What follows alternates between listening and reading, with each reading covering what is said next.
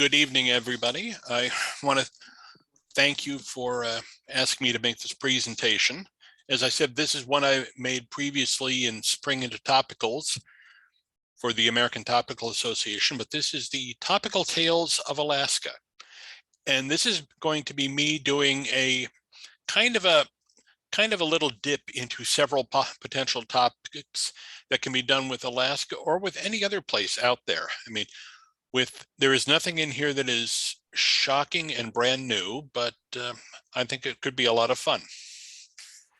And to begin with, this photo you see here is one I took. That was taken Christmas Eve this last year at about noon. Look at that. That is going south from Anchorage, and that is looking over Turnagain Arm. So you're looking over an arm of the Pacific Ocean there. Beautiful. Yeah, okay, now we will begin. The first problem a lot of people have is just, where is Alaska? And that's a bigger problem than you would think.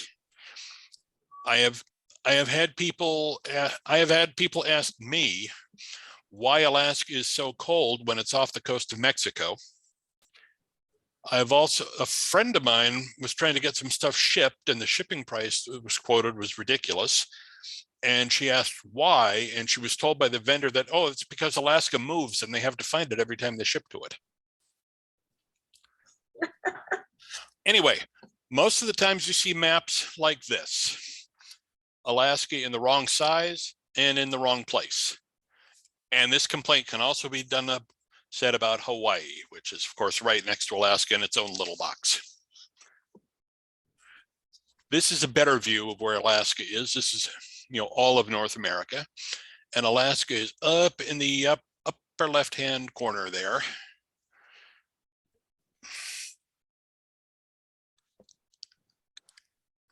And this is size comparison. And yes, this is to scale. And there have been versions of this postcard sold pretty much since territorial days. If you walk into any gift shop in Alaska, you will probably find a variation on this. And you will also notice that this postcard was in error printing, and one of the color plates was messed up a little bit. And a final size comparison that has nothing to do with philately. I just think it's kind of cool. That is Alaska superimposed over Pluto. Yeah. Now, finding Alaska. It's generally accepted that the first people to arrive in Alaska came from Asia over the Bering land bridge, what's also now referred to as Beringia. Exactly when is debated, and exactly how they went into the rest of North America from Alaska is debated, whether they went by land or by sea. This is a stamp that was issued in 1991 by the US as part of the America series that was going at the time. And this is a first day cover from Jerry's covers about that. You'll notice, though, he did make one little goof. He misspelled the Bering Strait. It happens. The same stamp with this is a Collins hand-drawn cover with an unofficial cancel from Wales, Alaska, which is on the Seward Peninsula, basically smack in the middle of what is now considered Beringia. The first Europeans to arrive in Alaska were the Russians. Vitus Bering, who was a Dane in the employ of in the Russian service, he was working for the Tsar at the time, had two different voyages out of the far east of the Soviet Union looking for various things. It was his second voyage that he found a piece of the North American continent. Part of what he was sent to do was determine whether the Asia and North America were connected or not. Turns out they're not, and so this was in 1741 that his voyage was made. And this was a voyage, the way it worked at the time was Bering left St. Petersburg with his crew, crossed Russia to the Kamchatka area, built two ships, and then made the voyage. And passing both Denmark and the old Soviet Union honored Bering in 1941, which is the 200th anniversary. And since at the time Denmark was under German occupation and Soviet Union was fighting Russia, I wonder if there was a little bit of trolling going on there. The USSR also had issued other stamps in 1991 honoring the voyage.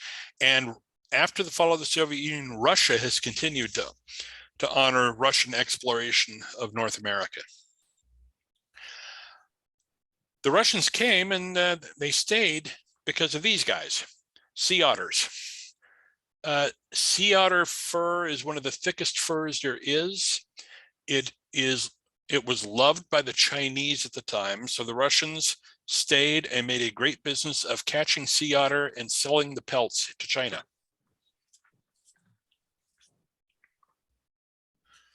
The Russians also figured they should look around this new area that they had found. So again, stamps of both the Soviet Union and of Russia honoring various explorers. Shelikov, the guy up in the left hand, he founded the first settlement in Russian America at what is now Kodiak. Baranov was the governor of the Russian America Company, and he moved the base of operation to New Archangel, which is now the city of Sitka. And Sagoskin, the one on the bottom there, spent a lot of time exploring, and it's commonly thought that he explored the Yukon River up to a place called Tanana, which is about kind of halfway up the Yukon River inside of Alaska. So he got very deep into the territory. And over time, several other European countries have explored Alaska and the northwest coast of North America. James Cook, of course, and then two men who sailed with Cook, both William Bligh and George Vancouver, were involved in explorations. The Spanish came north exploring and making claims as they did. The French even had an exploration there. This is a souvenir sheet from Ukraine, of all places, for a French explorer by the name of La Perouse. La Perouse had bless you, he had a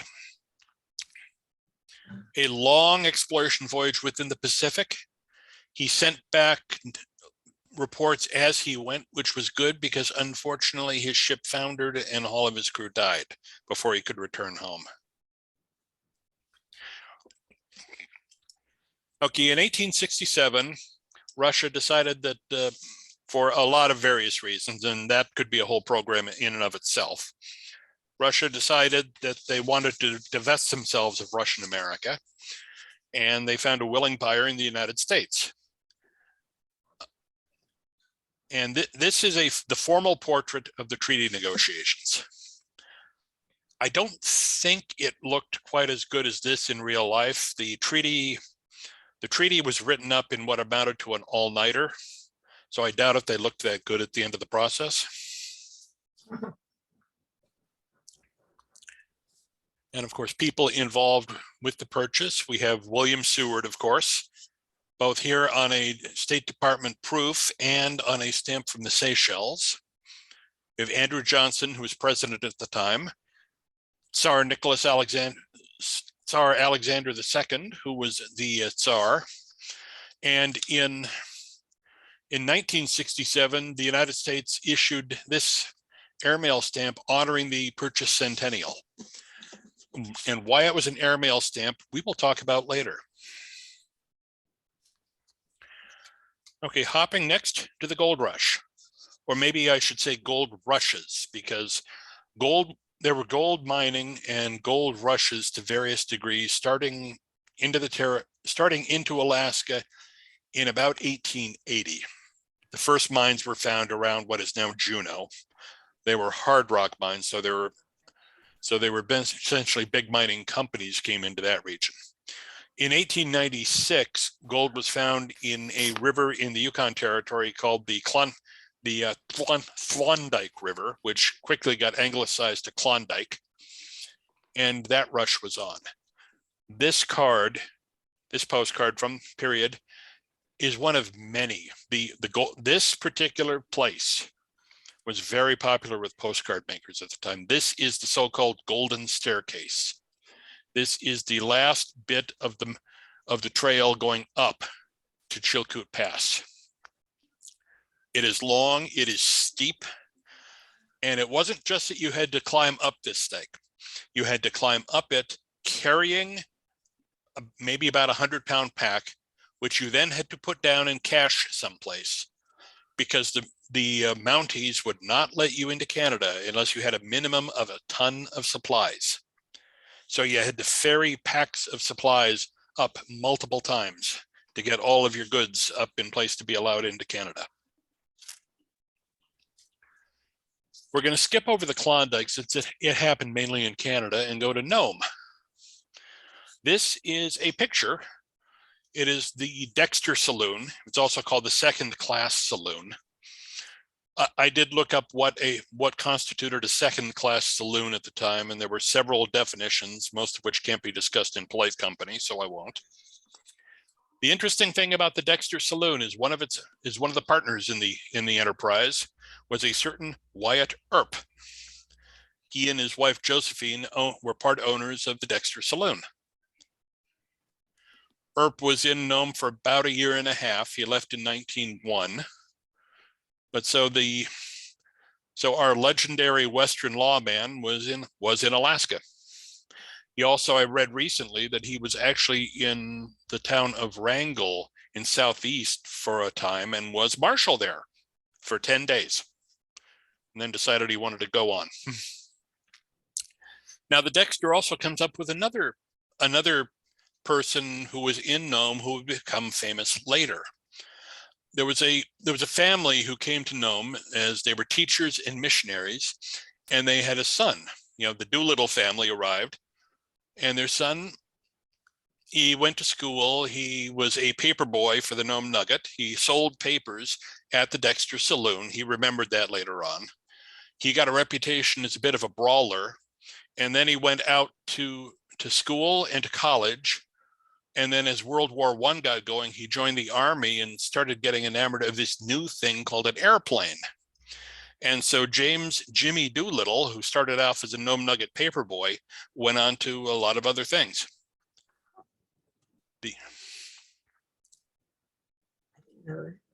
Yeah.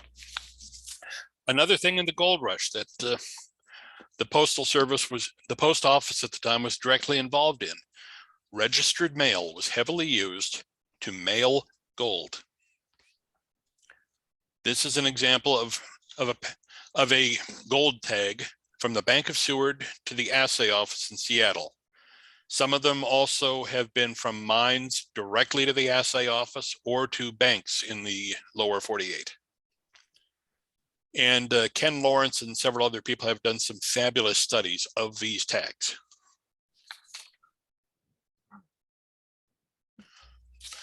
Okay, I will be skipping over the bulk of World War II. That is one of my study areas, and I could do several programs on that. But I am going to talk about the Alaska Highway, because it within itself is an interesting collecting area. This is a period photo postcard. There was a series of these cards done by a couple of different publishing companies using basically Army photos and some interesting captions. In fact, I have a stack of them over on my dining room table there that I am trying to figure out how to do as an exhibit. Now, anybody who collects US stamps probably might find this image familiar, because that was used by artist Byron Birdsall, who was an Alaskan artist, to design the Alaska Highway stamp from 1992. Birdsall, who was a collector as a child and then as an artist did several cover projects for the club up here. He said he loved doing the project, but after about the 50th version of the art, he hated that truck. So it was a long process. And If you do collect EFO, there is an error on this one. Because of the way it was printed, there were a few sheets that missed the value. Oh, There's also some where the USA and the 29 were shifted up about halfway up the stamp. So it's not a hugely expensive error, but it is an interesting one out there. Okay, and the highway has been commemorated by other countries, Canada, obviously, both in 1967, which was part of their centennial of Canadian Confederation issue, and again in 1992 as part of the 50th anniversary. The Canadian and the US stamps were not officially a joint issue, but they were issued about a month apart. And then Bhutan, for some reason, the Alcan Highway in Alaska and Canada being driven by Disney characters.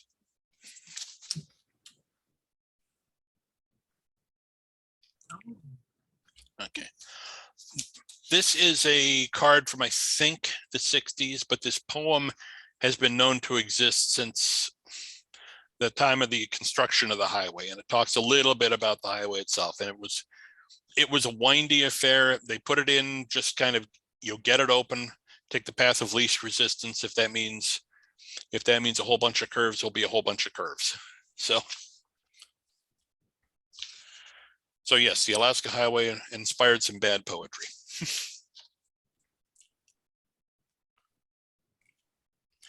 Okay, now to statehood, and back to the thing I mentioned earlier. In 1959, both Alaska and Hawaii became states. The post office issued stamps for statehood for both of them. This is the first time that a stamp was issued to mark statehood. When Arizona became the 48th state in 1912, the post office department didn't issue commemoratives of that sort. So the question was, why are these not commemoratives? Why are they airmails? Well, it was a case of the post office department understanding its market. Because they're cut off, either by Canada or by ocean, and because at the time, first class mail was a surface rate,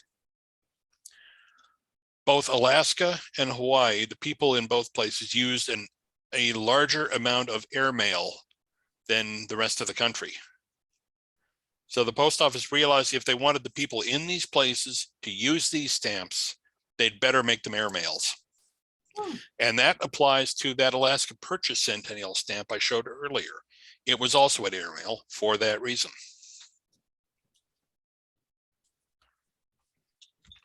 Yeah.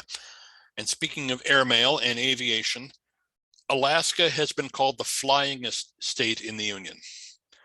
There are more licensed pilots per capita in Alaska than any other state.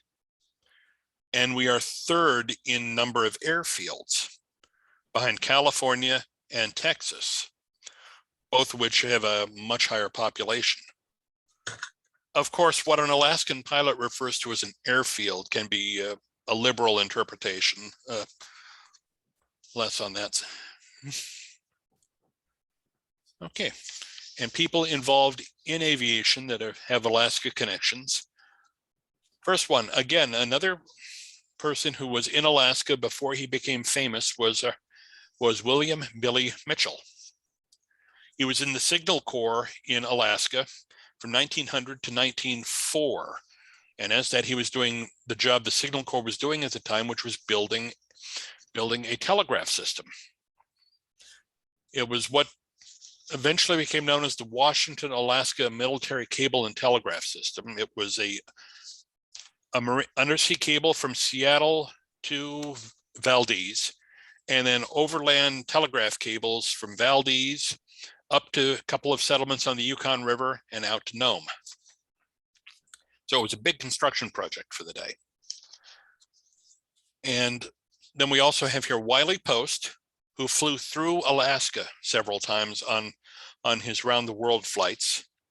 In fact, at one point he landed at a little mining town called Flat. Part of the plane broke. Post was very tired at the time, so the miners and the manager of the airport kind of said, "You go to bed." And while he was sleeping, they fixed his plane.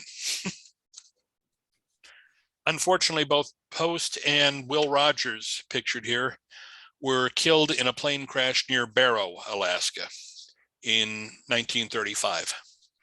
And there is a monument on site to him. And there were a series of memorial covers that would make an interesting exhibit at some point. I have that on my to-do list. Alaska, does have railroads, and it's got a couple of historic ones. The best known is the Alaska Railroad. It was at the time, and I think still is, the only government-owned railroad. It is, I think, one of the only few left in the country that is mixed passenger and freight.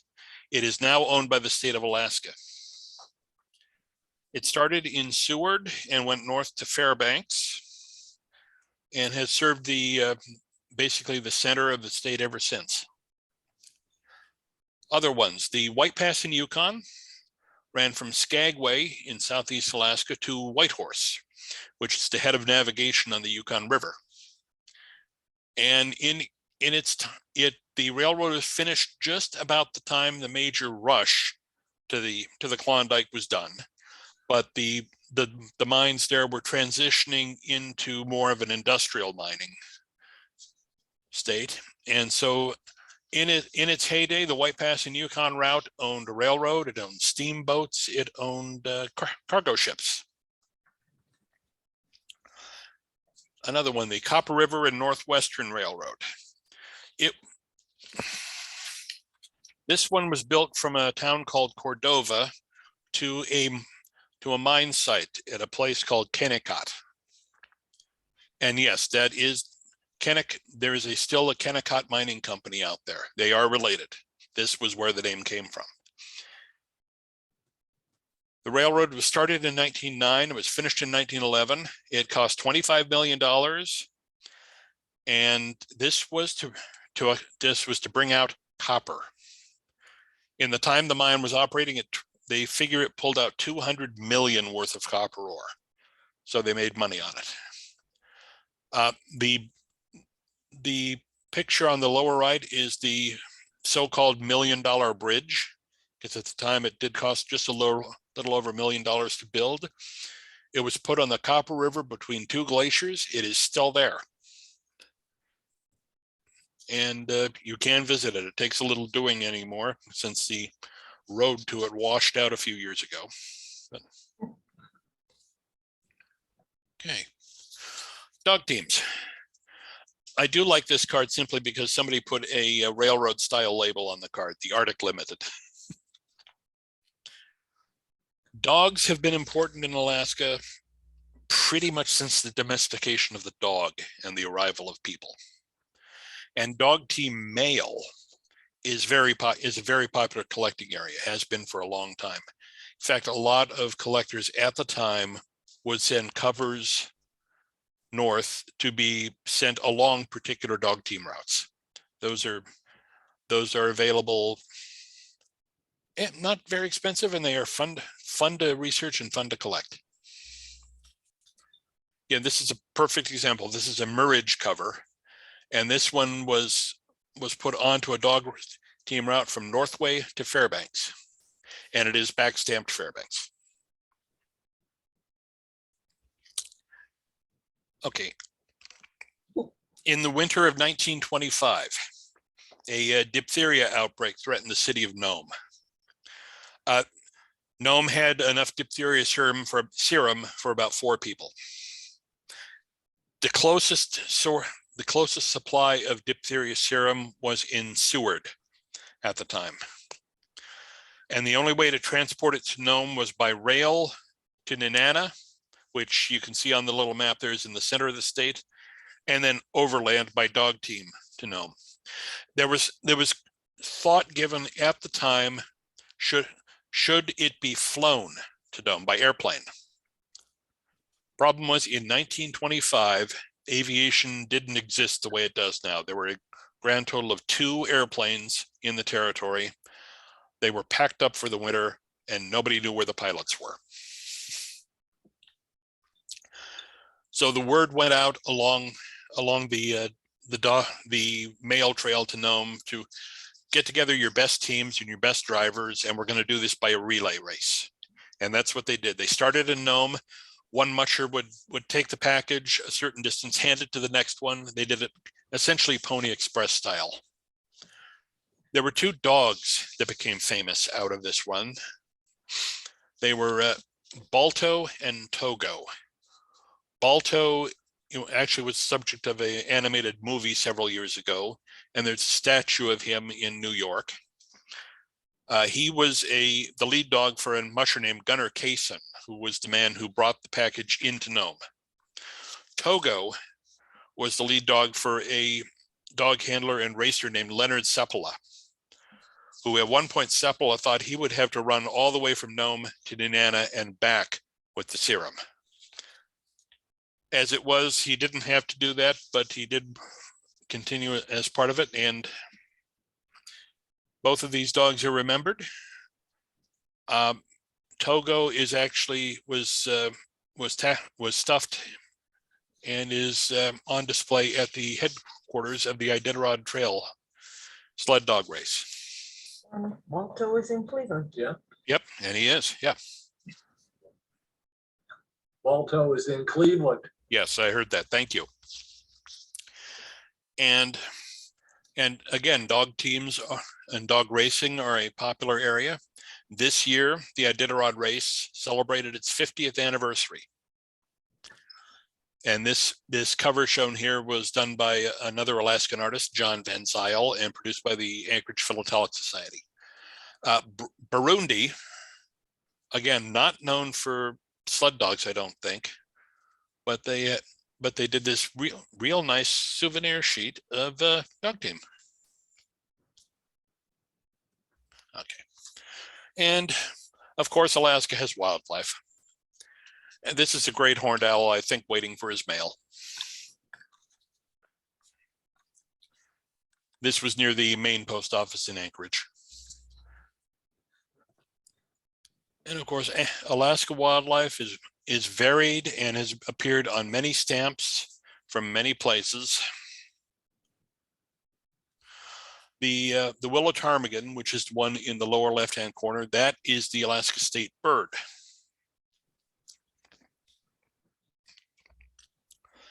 Okay, and this was part of the Nature in America series. This is actually a real good picture of the tundra, except you don't see all of that wildlife in one place at one time. But that's what it would look like, say, on the North Slope. That kind of scenery, that kind of landscape. Okay, we have two animals that actually are reintroduction to Alaska.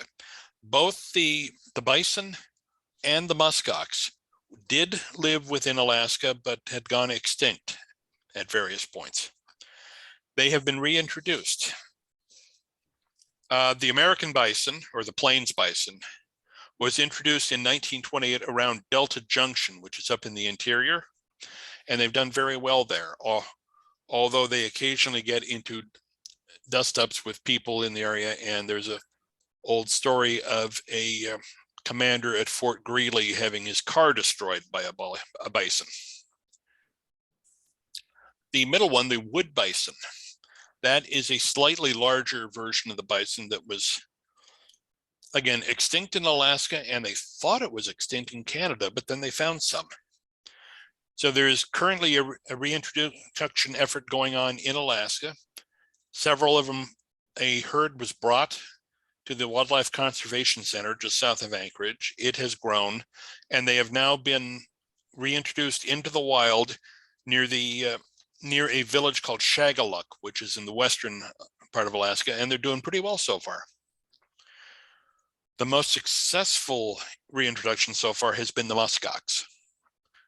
In 1930, 34 muskox were brought from Greenland and settled on Nunivak Island. The population grew, and they've been reintroduced into other parts of the state. On the North Slope, on the the West Coast. Today, the population is about 4,000 animals. So a success story. And of course, geography. This is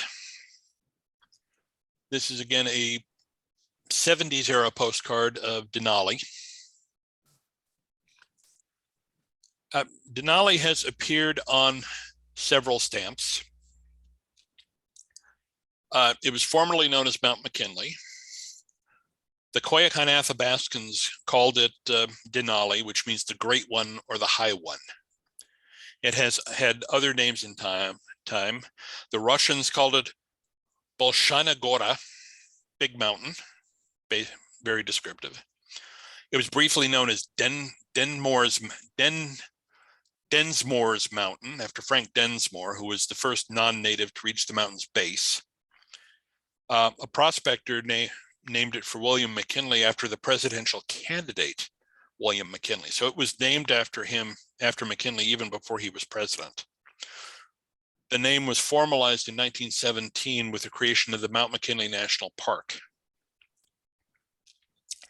In 1975, the state of Alaska officially changed the name to Denali and asked the federal government to change it. That didn't happen until 2015, when the mountain was officially renamed. Now, one thing Alaska has a lot of are volcanoes. The one on the left, Mount Pavlov, is out in the Aleutian Islands, and this is a photo postcard from, I think, from the 40s. The one on the right is Mount Spur. That is about 80 miles west of where I'm sitting, so it's close to Anchorage.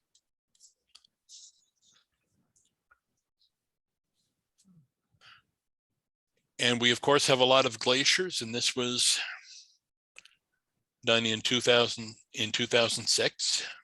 Again, a nice Collins cover for the largest glacier stamp.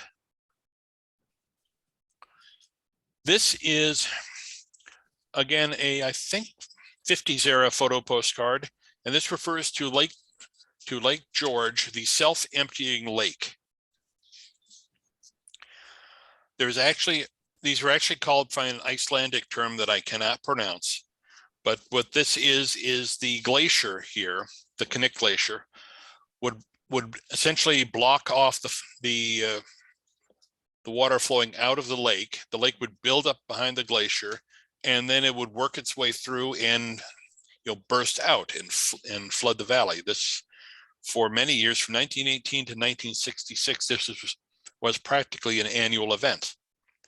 After 1966, though, the Knapp Glacier has receded enough that the lake does not fill anymore that way.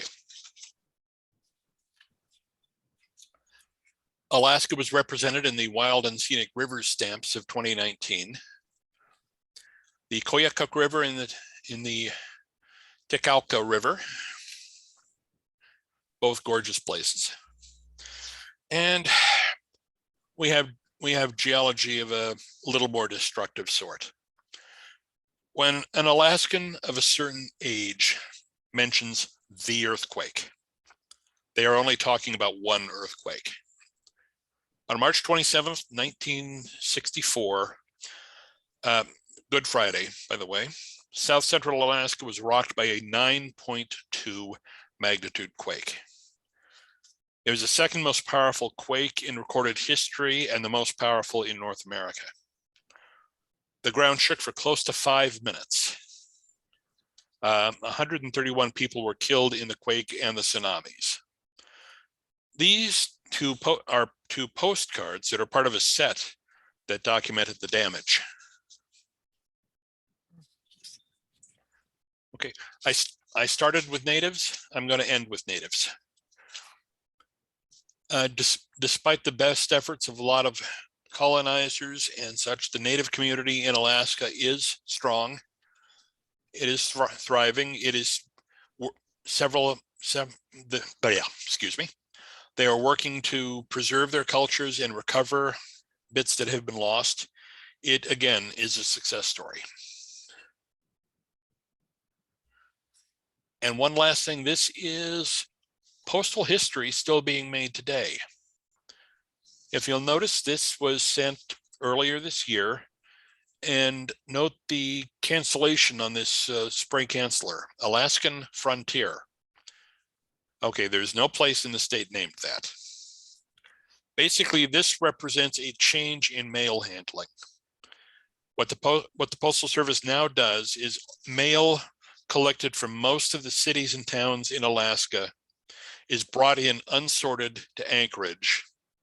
It is then sorted here at the processing facility and then sent back out where it needs to go. So you theoretically could mail a letter in Fairbanks.